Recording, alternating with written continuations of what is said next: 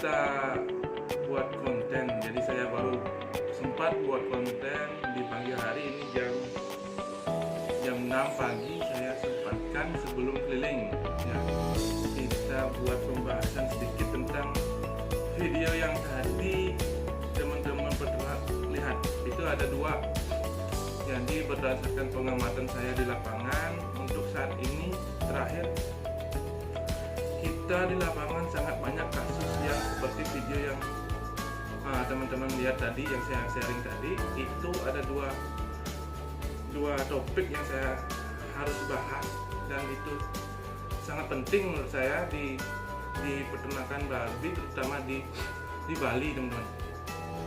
Jadi yang pertama itu di video atau foto yang tadi teman-teman lihat itu kasus di indukan atau di breeder.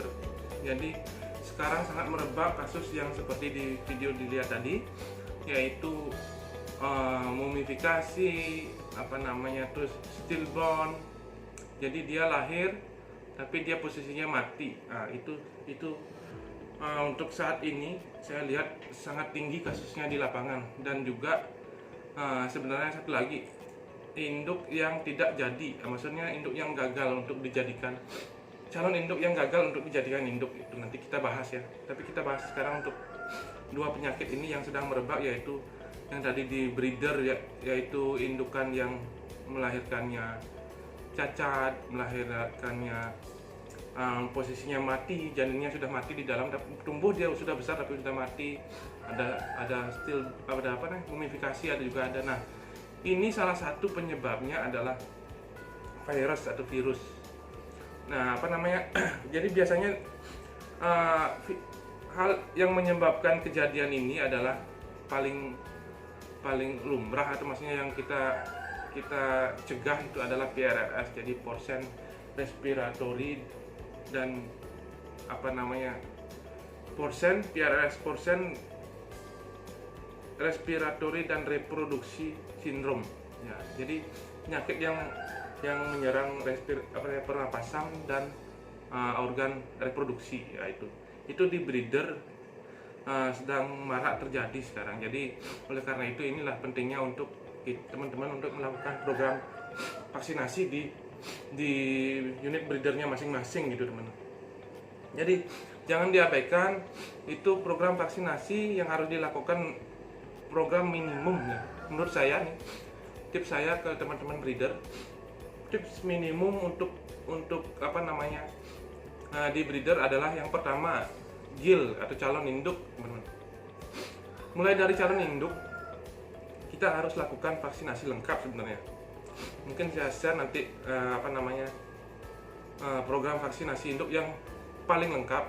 Jadi nanti saya share di video di foto, atau di foto di sebelah saya nanti.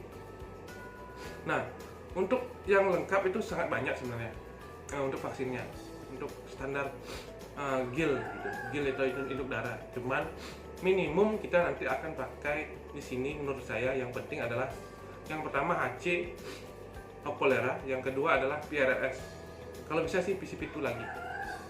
Nah, cuman yang dua inilah, HC dan PRRS, gitu kita harus wajib lakukan untuk GIL, untuk calon induk atau induk darah. Itu wajib kita lakukan vaksinasi dua penyakit tersebut sebelum kita kawinkan. Jadi ini akan berpengaruh sangat banyak untuk kelangsungan si induknya tersebut nantinya gitu. Jadi, karena kita pakai bukan sekali, induknya cuma sekali. Jadi induknya itu adalah jangka panjang. Makanya perlakuan induk darah ini sangat penting untuk dilakukan terutama vaksinasi. Nah, ketika sudah melakukan vaksinasi di induk darah dan dia sudah kawin, itu GIL itu. Nah, di unit breeder itu kita juga harus lakukan vaksinasi massal namanya. Jadi per tahun itu, kalau PRRS setahun kita lakukan vaksinasi itu 4 kali, jadi 4 bulan sekali. Kalau untuk PRRS, jadi kita vaksinasi misalkan bulan Februari, jadi massal. Semua babi yang ada di unit breeder itu divaksinasi tanpa terkecuali, maupun dia hamil ataupun si pejantan itu divaksin semua di bulan tersebut. Nanti 4 bulan berikutnya vaksin massal lagi, 4 bulan berikutnya vaksin massal lagi. Nah, itu harus dilakukan. Nah, untuk Hawk kolera itu 2 kali setahun itu minimal ya.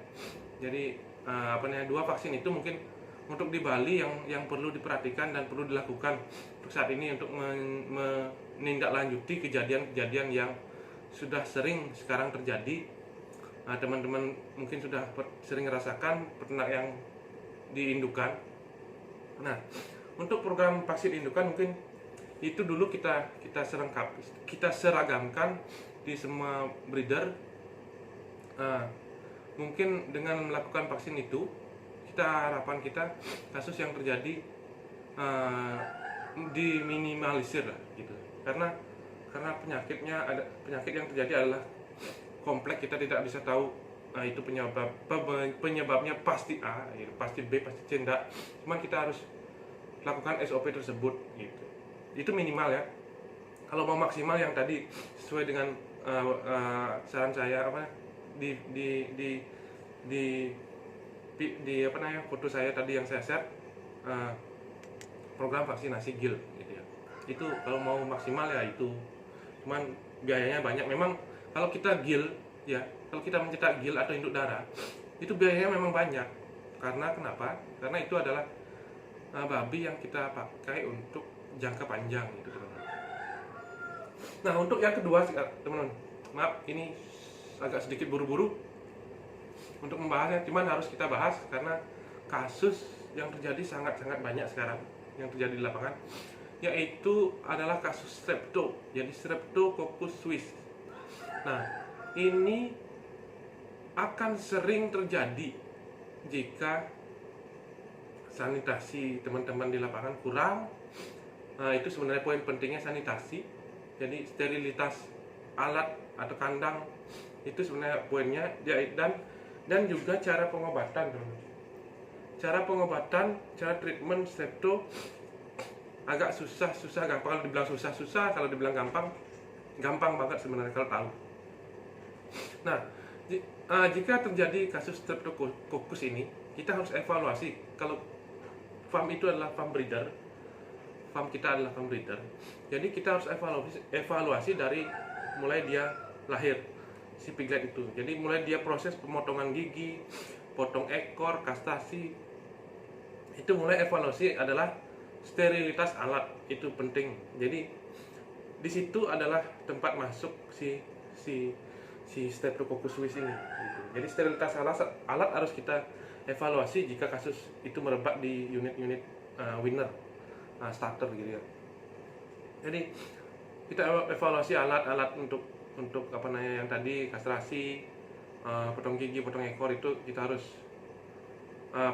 lebih steril lagi, dan juga selama proses nursery, selama proses menyusui, desinfeksi kandang mungkin agak sedikit ditingkatkan.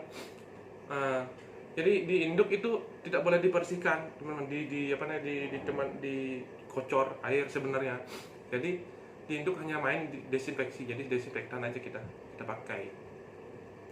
Nah, untuk di penanganan kasus di unit winner atau starter, ini masa starter, jika terjadi nih di satu kelompok, satu pen atau satu kotak kasus strepto, jadi tiba-tiba babinya kolab, seperti yang video tadi, kolab, kejang, gerakan kakinya tuh kayak mengayuh gitu, itu sudah pasti strepto. Itu kita keluarkan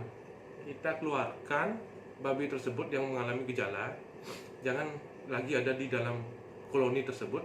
Kita keluarkan di gang ataupun di kandang sebelah yang kosong, kita treatment ya, kondisikan atau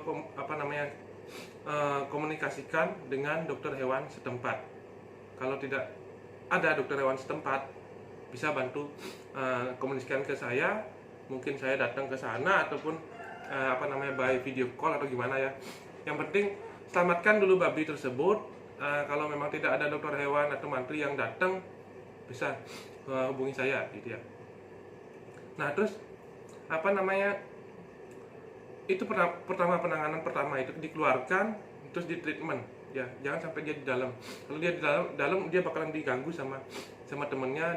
Kalau dia diganggu sama temennya, tingkat stresnya lebih tinggi dan udah pasti mati.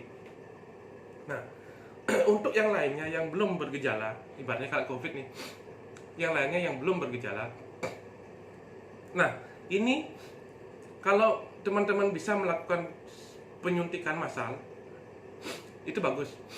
Nah, cuman kelemahannya di penyuntikan massal ini adalah meningkatkan tingkat stresnya itu meningkat, sedangkan Streptococcus jika diberikan stressing atau tingkat stresnya meningkat dari yang belum bergejala, maka bisa akan timbul gejala karena stres tadi gitu. Jadi prinsipnya adalah merendahkan tingkat stres sebenarnya. Tapi kita harus treatment. Nah, salah satu cara adalah di water medikasi namanya. Jadi obat kita pakai di air minum. Jadi itu kita harus lakukan. Jadi kita sejauh ini obat yang kita pakai untuk menangani strep itu adalah amoxicillin powder. Jadi kita masukkan antibiotik amoxicillin di air minum. Nah, itu dilakukan selama 5-7 hari jika unit atau kandang kita bermasalah dengan strepto. Nah, begitu ada kasus 1-2 ekor yang lihat yang kejang-kejang, kita harus lakukan water medikasi, karena dengan cara water medikasi kita menghindari penyuntikan yang menyebabkan stres tadi, karena yang kita obatin ini babi yang belum bergejala namun dia berpotensi untuk kasus strepto yang yang akan menimbulkan gejala, cuman dia belum menimbulkan gejala gitu ya. Jadi kita indikasi bahwa di satu kandang itu hampir semua terinfeksi atau terdapat virus Streptococcus ini gitu. Jadi hal ini makanya saya bilang tadi, hal ini dilakukan gampang kalau teman-teman tahu kan gitu. Tapi kalau teman-teman salah melakukan, kasus strepto ini bakalan susah untuk ditangani. Jadi sekarang tiba-tiba dari segar gitu, jadi babinya sehat, tiba-tiba nanti kejang gitu ya, langsung bisa mati gitu. Nah, ini salah satu penyebab kematian babi gitu ya. Ini Streptococcus ini terjadi biasanya di unit starter sampai berat 40 tuh mungkin masih terjadi Streptococcus kasusnya. Kalau di kasusnya di berat di atas 40 biasanya gejalanya agak sedikit beda gitu ya. Nah, dua hal ini yang saya bahas kali ini. Mudah-mudahan teman-teman bisa menangkap, bisa antusias untuk melakukannya, untuk support obat-obatan, support vaksinasi bisa. Nanti saya tinggalkan nomor WA saya di kolom komentar atau deskripsi. Nanti bisa hubungin saya bantu untuk menyuplainya gitu ya, untuk membelinya lah. Di mana sih beli ini, di mana sih beli itu ya, nanti saya bantu. Nah, terus untuk misalkan kunjungan ke kandang itu, mohon maaf saya batasin untuk kunjungan ke kandang karena pandemi ASF ini masih agak sedikit rancu menurut saya, karena nanti saya ke kandang tiba-tiba ininya mati, udah saya disalahkan, padahal ibaratnya walaupun itu bukan murni karena saya ke kandang itu.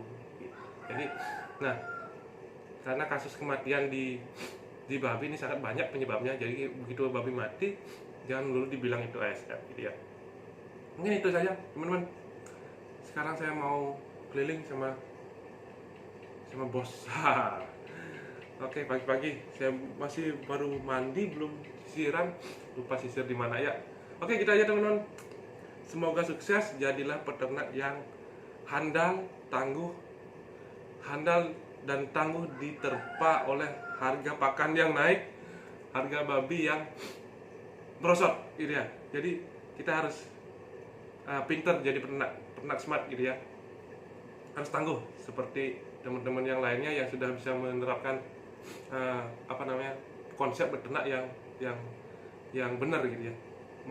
Kalau sudah konsep beternak yang benar, mau terpaan harga jelek, mau terpaan pakan mahal, itu masih bisa eksis gitu ya, tidak mudah ditumbangkan jadi peternak gitu. Oke, nanti kita lanjut komunikasi lagi teman-teman.